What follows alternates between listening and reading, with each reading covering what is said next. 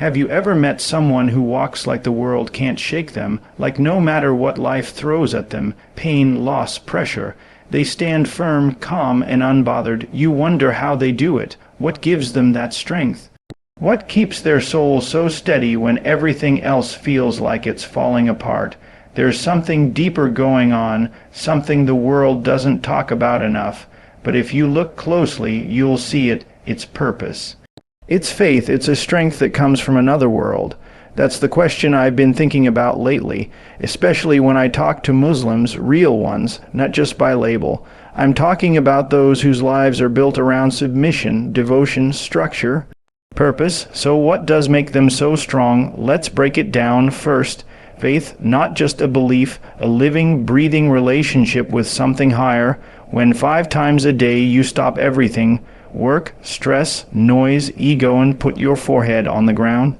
It humbles you, it resets you. You remember, I'm not in control, but I'm guided, I'm protected, I'm watched over. That changes you, man. That's power. Second, discipline. Try fasting from sunrise to sunset for 30 straight days. No water, no food, not because you're forced to, but because your soul demands it. It's not just about starving the body. It's about feeding something deeper, the will, the patience, the self, mastery. You think the gym is hard? Try controlling your desires when no one's watching. That's where real strength is forged. Third, community. There's a sense of brotherhood, a sisterhood. When one person suffers, others feel it. There's something ancient, primal about knowing you're part of a tribe that prays together, breaks bread together, mourns together, stands together. That unity, that's power you can't fake. Fourth, purpose. So many people out here are chasing money, fame, likes, validation. It's a treadmill to nowhere, but when your life is anchored in purpose, when you wake up knowing who you are and why you exist, you don't get thrown off by the winds of life. You become unshakable. It's not about being perfect. It's about striving, constantly, falling, rising, repenting, improving, and repeating that process every single day. That's resilience. That's power. Lastly, gratitude, and I don't mean posting about it on Instagram. I mean the kind that lives in your bones, that says, even in pain, I'm blessed, even in hardship, I'm guided, even when I lose, I win spiritually. That's the kind of strength that doesn't scream. It doesn't flex, it just is, quiet, strong, unbreakable. So yeah, when you really look into it, you start to understand this strength. It comes from a different place, a place beyond ego, beyond noise.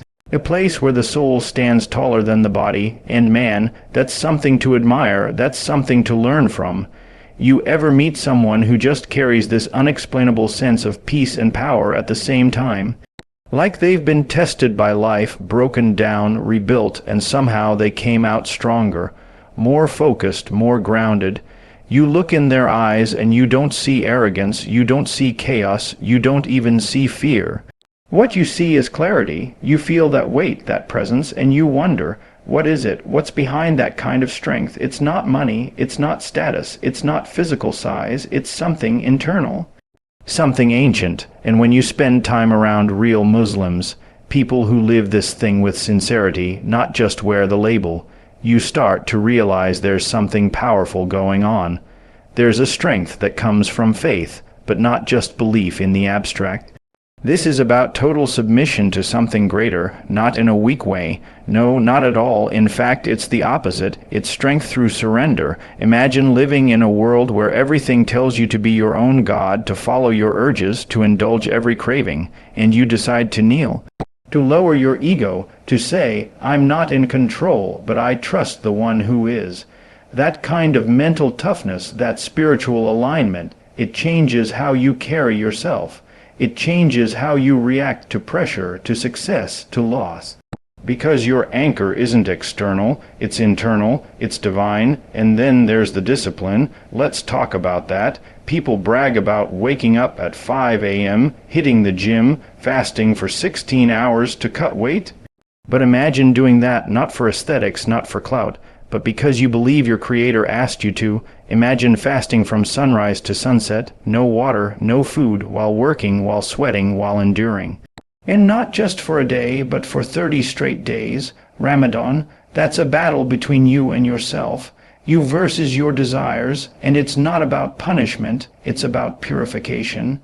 Every hunger pang is a reminder that you are more than your body, that you can endure more than you think, that real power comes from restraint, not indulgence, and it doesn't stop there. The daily rhythm of prayer, 5 times a day, every day, builds something deep. You step away from the noise of the world, turn toward the Qibla, and put your forehead on the ground. That's not weakness, that's alignment, that's recalibration. When your day is structured around devotion, your mindset shifts. You don't just react to the world, you move with intention. You live with rhythm, you live with presence. That practice becomes your compass. But it's not just personal. There's a massive sense of community. You walk into a mosque anywhere in the world, and you're instantly home. Doesn't matter your race, your language, your bank account. Shoulder to shoulder, same direction, same words, same submission. That's power, that's belonging on a level most people spend their whole lives chasing, and it's not just ritual, it's real. When someone's in need, the whole neighborhood shows up. When tragedy hits, you see strangers taking care of each other like family. That collective bond, that strength that multiplies, and then there's the mindset, the concept that this world isn't the end game, it's just the test. So when a Muslim faces hardship, they're trained to respond with patience, with prayer, with purpose. They don't crumble, they don't curse fate. They look at adversity as a path to purification. Every loss, every wound, every trial, it's seen as a stepping stone. That perspective rewires your brain. You stop asking why me and start asking what am I being taught. And above all, there's that deep-rooted gratitude. Even in struggle, there's thankfulness. Even in scarcity, there's contentment. You'll see people with little to their name smiling, feeding others, praising God, not because life is easy, but because they've tapped into a truth most people miss. That true wealth isn't in your wallet. It's in your heart. Try fasting from sunrise to sunset, not for weight loss or social media clout, but out of sheer devotion. Try doing it when your body is tired, when your mind is racing, when the world around you is still moving at full speed. Try doing it while working, raising a family, handling stress, and navigating life, and still smiling through it all. That's not normal discipline. That's a different level. That's built from the inside out. That's something forged in silence when no one is watching, when there's no applause, no recognition, just pure commitment between a person and their creator. This kind of discipline rewires a person. When you learn how to control your hunger, your thirst, your emotions, your reactions, you're no longer a slave to impulse. You don't lash out every time you're upset. You don't give in every time temptation whispers. You start to lead your body instead of letting your body lead you, and the real beauty is, it's not temporary, it's a lifestyle. Every day, 5 times a day, there's a call to pause, to realign, to step out of the chaos of the world and step into the quiet of prayer. That call, the adhan, becomes a heartbeat, a rhythm that centers your entire existence. It's like recalibrating your internal compass every few hours, and that consistency builds unshakable strength. People who live with this kind of structure don't just have routine, they have presence. They're not just floating through the day chasing distractions, they're anchored, grounded, and that's rare in a world obsessed with instant gratification. Most people today don't even know what it feels like to sit with themselves, to face their thoughts, to be still, but someone who prays regularly, who bows, who reflects, who checks in with their soul, they build a different kind of resilience. They don't just survive the storm, they grow through it, and because their fuel isn't external validation, they're not easily shaken by opinions, trends, or hate. There's also the mental transformation that takes place when you live by a code bigger than yourself. In a culture that tells you to do what feels good, to follow your heart no matter the cost, to live like you're the center of the universe, there's something powerful about saying no, about having limits, about knowing that just because you can do something doesn't mean you should. That kind of self-restraint isn't weakness. It's strength in its purest form. It's mastery over the self, and that's the foundation of greatness in any field, whether it's business, sports, leadership, or spirituality. There's a clarity that comes from living like this. You start to see the world differently. You start to notice the things that used to distract you don't hold the same power. You stop chasing highs. You stop needing noise to feel alive. Instead, you start finding joy in the stillness, in the silence before dawn, in the quiet of prayer, in the moments where it's just you and God and nothing else matters. That solitude becomes a sanctuary, and the person who can be alone and still be at peace, that person is dangerous in the best way, because they don't need the world to give them strength. They carry it within. And it doesn't mean they're not tested.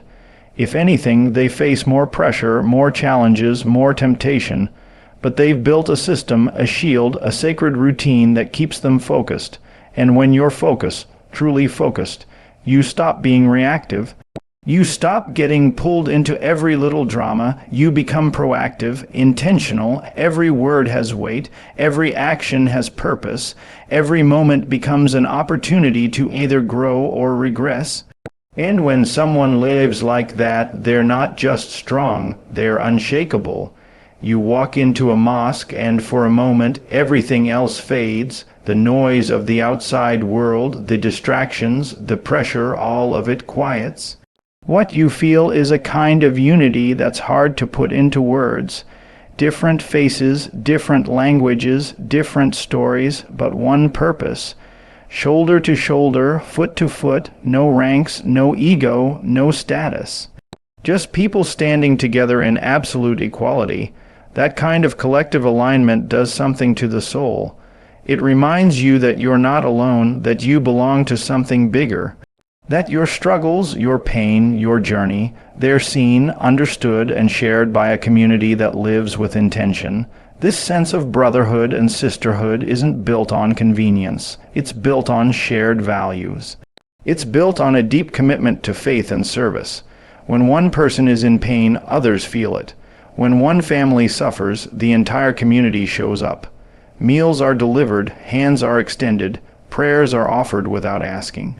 That's not charity, it's instinct. It's the unspoken code of a people who believe that serving others is part of serving God, and that unity, that reflex to protect and uplift one another, creates a spiritual safety net that few other systems of life can match. Even in times of war, poverty, displacement, or hardship, there's still generosity. You see people giving out of what little they have not because they expect something in return, but because their faith commands it. That kind of selflessness doesn't come from social pressure. It comes from a heart that has been trained to let go of attachment, to see wealth not as ownership but as a trust, to see another's need as a personal responsibility. When that mindset spreads, entire communities become stronger, more resilient, more compassionate, and it's not just about physical support, it's emotional, it's spiritual, it's the power of shared rituals. Breaking fast together after a long day of fasting in Ramadan isn't just about eating. It's about connecting, laughing, reflecting, healing. There's something powerful about the way Muslims gather to pray, eat, celebrate, and mourn as one. That bond doesn't dissolve in hardship. It intensifies. It carries people through dark times. It gives hope when the world feels cold and indifferent. There's a sacredness to the collective spirit. When you hear an entire congregation whispering prayers under their breath, hearts focused, eyes closed, you realize that strength isn't just in individual willpower, it's in shared intention. That moment when hundreds of voices rise in unison, when bodies move together in sujud, when the entire room becomes silent before God, that's where real power lives. It's not loud, it's not dramatic. It's steady, it's ancient, it's rooted in generations of people who have sacrificed, who have believed, who have carried this light through fire and storm. This community teaches that you don't walk alone, that even when you feel unseen, unheard, forgotten, there is someone somewhere praying for you, that when you stumble, there's a hand ready to lift you, not judge you, that when you succeed, your victory becomes the pride of many. And when you fall into grief, your tears don't drop into silence. They are caught by a net of compassion that spans continents and cultures.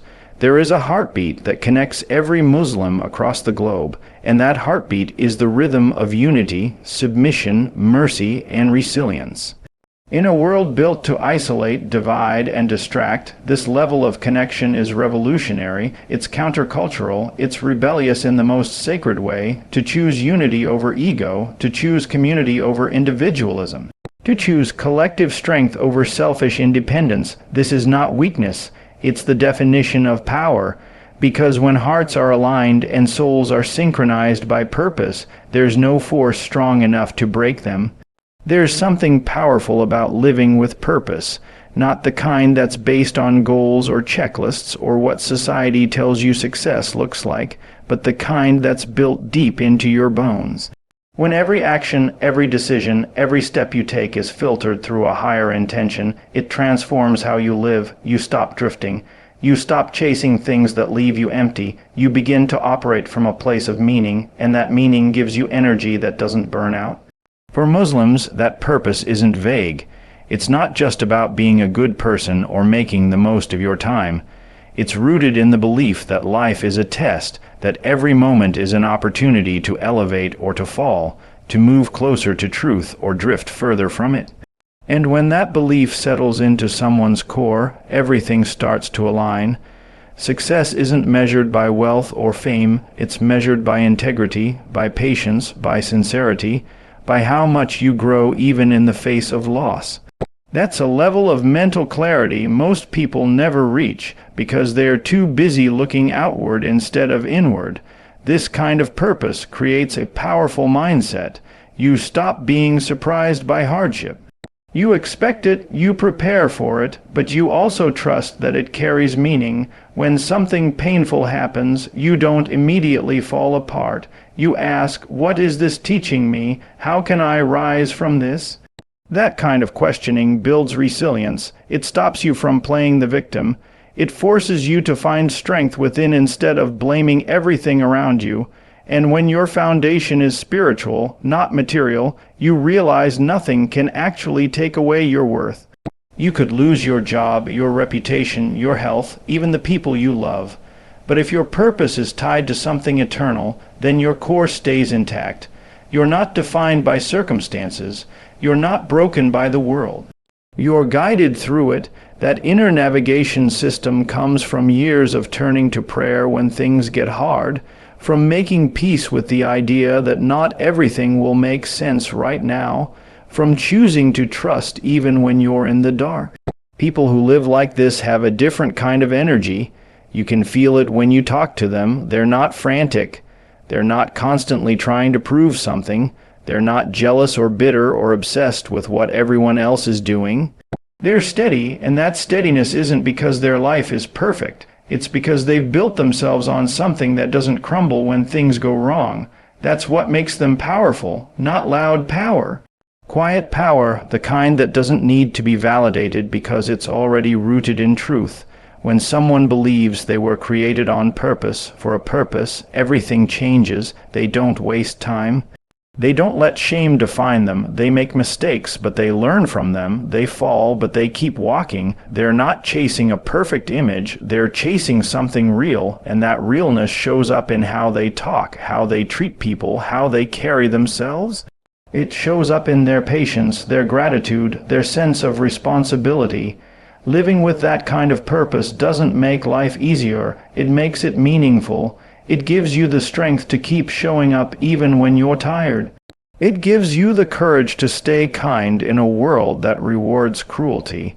It gives you the vision to stay focused when everything around you is a distraction. And it gives you the humility to remember that your story is not about you. It's about the one who wrote it. So when you see someone walking with calm in the chaos, smiling through the storm, staying disciplined when no one's watching, understand it's not luck. It's not just personality, it's purpose, it's faith. It's years of building strength from within. That kind of power doesn't shout. It doesn't flex. It just is. And in a world full of noise, That silent strength speaks the loudest.